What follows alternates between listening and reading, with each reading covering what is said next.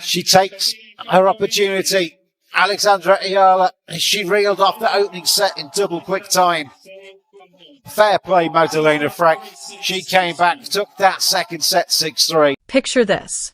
Somewhere on the Spanish island of Majorca, inside the tennis facility that has produced more clay court champions than any other institution on the planet, a 50-year-old man, retired from professional tennis just over a year ago, picks up his phone and pulls up a live stream from Rome.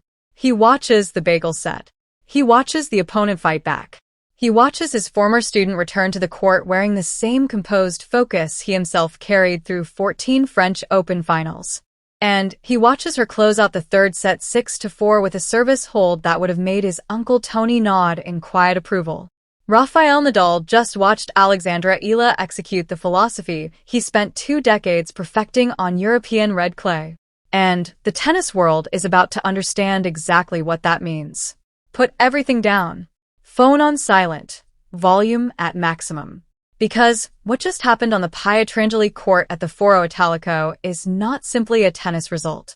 It is the public validation of an 8-year mentorship between the most decorated clay court player in the history of professional sports and a 20-year-old warrior from Quezon City who has been quietly absorbing his methods since she was 12 years old. 6-3, 6-4. The scoreline tells one story. The relationship behind it tells another. What unfolded in Rome, the Italian Open? WTA 1000. Foro Italico Sports Complex. The Pietrangeli court, surrounded by 18 Roman marble statues that have stood watch over Italian tennis history for nearly a century. Round of 128. Alexandra Eala versus Magdalena Frech of Poland. A first-ever meeting between a 20-year-old Filipina ranked world number 42 and a 28-year-old Polish veteran whose career high of world number 22 came less than 2 years ago, a player who had already defeated both Emma Navarro and Mira Andreeva, 2 top 10 opponents, during her career. The first set was a clinical dismantling. 6-0. 35 minutes of one-sided tactical precision. Frech, a former top 20 professional who arrived in Rome having beaten elite competition, looked as though she had wandered onto the wrong court entirely. Eala broke serve early, held with authority, broke again, held again, and kept going. 6 consecutive games. 0 answers from the Polish veteran. Then came the response, because veterans do not stay buried. Frech regrouped between sets. She adjusted her return position, started attacking Eala's second serve with the discipline of someone fighting for professional survival after 4 consecutive first-round defeats heading into Rome. The second set swung her way, 6-3. The Polish flag rose in the stands. The match became a coin flip. And every player on the WTA Tour who had followed Eala through this clay season knew the question being asked in real time. Will she fold? Will she become the player who let a 4-2 lead slip in Linz against Ostapenko? The player who got bageled by Mertens in Madrid? The player whose European clay swing was quietly building into a cautionary tale? The third set delivered the answer. And the answer was no. Eala walked back onto the Pietrangeli court with the calm focus of someone who had absorbed every clay court lesson the Rafael Nadal Academy had to offer. She broke serve early. She held her ground. She climbed the scoreboard, 2-1, 3-2, 4-3. Frech kept fighting. Breakpoints came and went for both players. The pressure tightened with every game until 5-4 arrived with Eala serving for the match. She did not flinch. She held. The handshake at the net. A 4-tournament clay drought officially ended on the most storied court in Italian tennis. The statistic that should alarm every coaching staff in women's tennis: Eala's second serve points won in this match, 68%. Higher than her own first serve win rate of 56%. Higher than Frech's first serve conversion. The same second serve that produced a catastrophic 0% win rate against Ostapenko on outdoor clay just 3 weeks ago in Linz became the anchor of her game today on the Pietrangeli. That is not random. That is not luck. That is the direct result of 7 days of focused, purposeful work at the Rafael Nadal Academy in Majorca. After the Madrid defeat against Mertens, The academy that built Rafael Nadal's clay court legacy diagnosed the structural weakness, prescribed the technical solution, and drilled the player back into competitive shape. Today, the prescription delivers results. 6 breaks of serve from 12 breakpoint opportunities. She converted half of every chance she earned. Frech converted 3 of 9. Total points, 82 to 75 in Eala's favor. Service games won, 9 to 7. Every meaningful category in clay court tennis tilted in her direction by margins, confirming she was the better player, and she deserved to walk off that court with the victory. The Nadal connection. This is the moment when the backstory becomes something more. This is where the 8-year project crystallizes into something the entire tennis world can see clearly. Alexandra Eala is not simply a Filipino player who happened to train at a famous academy. She is the inheritor of the most decorated clay court philosophy in the history of professional tennis. She arrived at the Rafael Nadal Academy in Mallorca in 2018 as a 12-year-old who had just won the prestigious Les Petits as junior tournament in France. The academy reached out. They offered her a scholarship. Her family relocated. She and her brother Michael traveled to Spain, and she walked through those academy gates as a child, carrying the dreams of a country that had never produced a tennis player of real consequence on the global stage. She lived there. She trained there. She completed the academic program in 2023 and continued working there as a professional. The red clay courts of Mallorca became her classroom. The Nadal coaching staff, including Tony Nadal himself, the man who shaped Rafael into the greatest clay court player in tennis history, became her teachers. Every forehand pattern, every defensive recovery, every tactical decision she makes in the middle of a clay court rally today carries the fingerprints of the most prestigious coaching infrastructure in the sport. And the relationship is not merely institutional. It is personal. Rafael Nadal has been publicly supporting Alexandra Eala for years. When she shocked the tennis world by reaching the Miami Open semifinals in March 2025, becoming the first Filipino player ever to reach a WTA 1000 semifinal at just 19 years old, defeating Ostapenko, Keys, and Svitolina along the way, Nadal posted on social media, "We are extremely proud of you, Alex. What an incredible tournament. Let's keep dreaming." After her first WTA tour-level victory, he wrote, "Congratulations, Alex.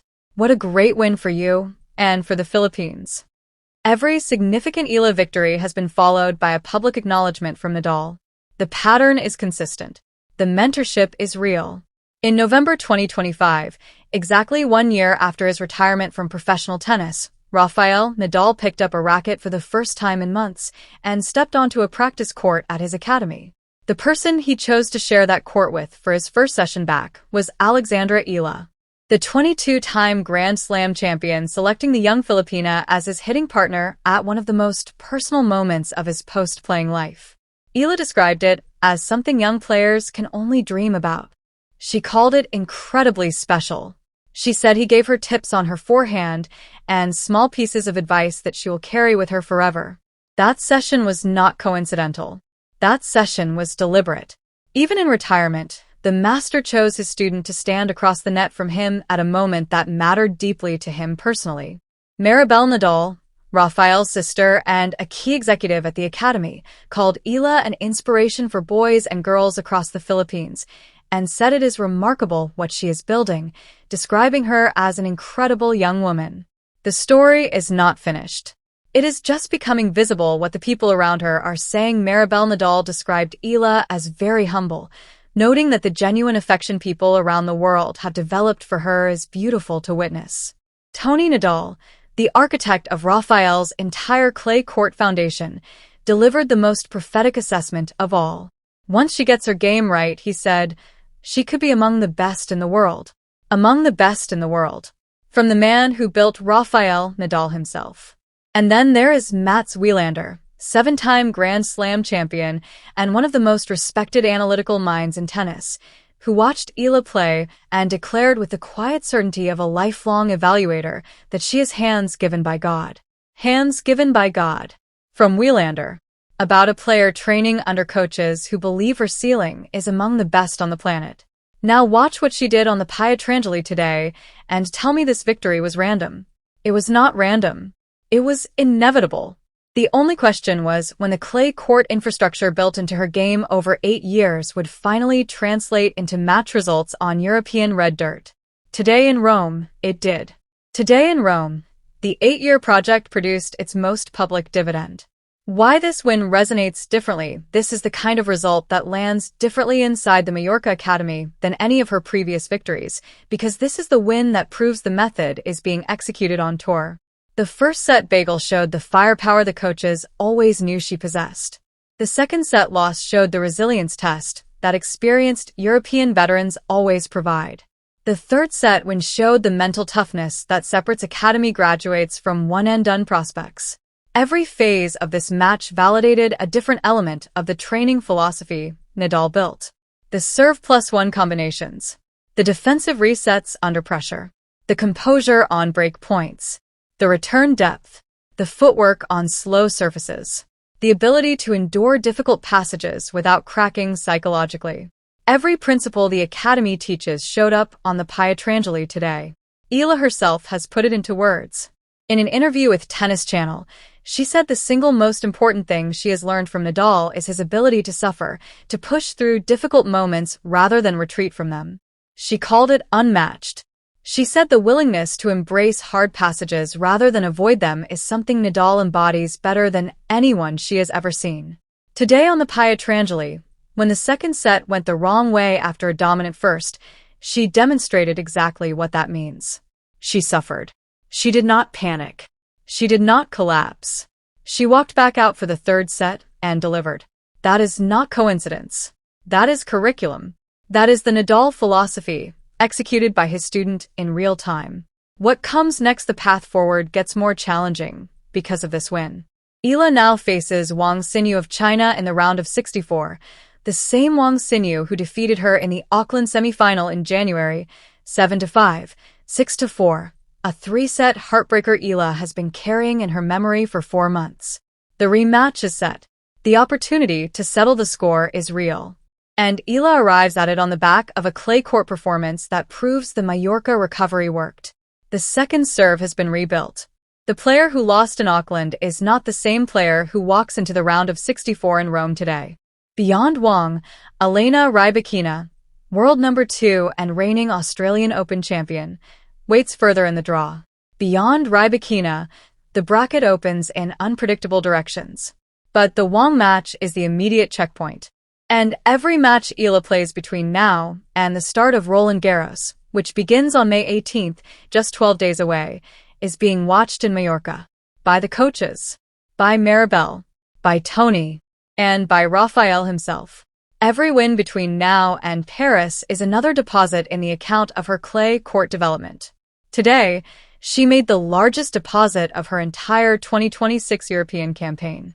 A 3-set victory on a WTA 1000 stage, on the most storied court in Italian tennis, against a former top 20 professional with a 68% second serve conversion rate. That deposit will pay dividends in Paris. The eyes of Mallorca are on Rome. The coaches watched her struggle in Linz, Stuttgart, and Madrid. They welcomed her back for a week of focused, purposeful work. They sent her out again, and today they got their reward. A statement victory on the most prestigious clay court in Italian tennis history. One that vindicates everything the Academy has been building into her game for 8 years. This is what the inheritance of a clay court philosophy looks like in real time. This is what 8 years of work at the most celebrated tennis institution on earth produces. This is what happens when a country sends its most gifted young player to the most decorated coaching infrastructure in the sport and gives her the time and the patience to develop properly. The world saw the result today. The Pietrangeli witnessed it. The marble statues recorded it into the long, ongoing history of Italian Open tennis. And somewhere in Manacor, the King of Clay watched his student carry his philosophy forward on a court he himself dominated for nearly 2 decades. A message to the Eala Army: maximum mobilization. Total deployment. Share this everywhere. Send it to every Filipino you know. Tag every account that wrote her off after the Madrid loss. Flood the comments with your reaction to that first set bagel and your prediction for the Wang rematch. Drop the Philippine flag. Drop the Spanish flag too, because Mallorca deserves full credit for what they built together. Tell the algorithm that the most important first-round result of the entire Italian Open just unfolded on the Pietrangeli, and that 115 million Filipinos, plus the entire Nadal coaching staff in Mallorca, are celebrating tonight.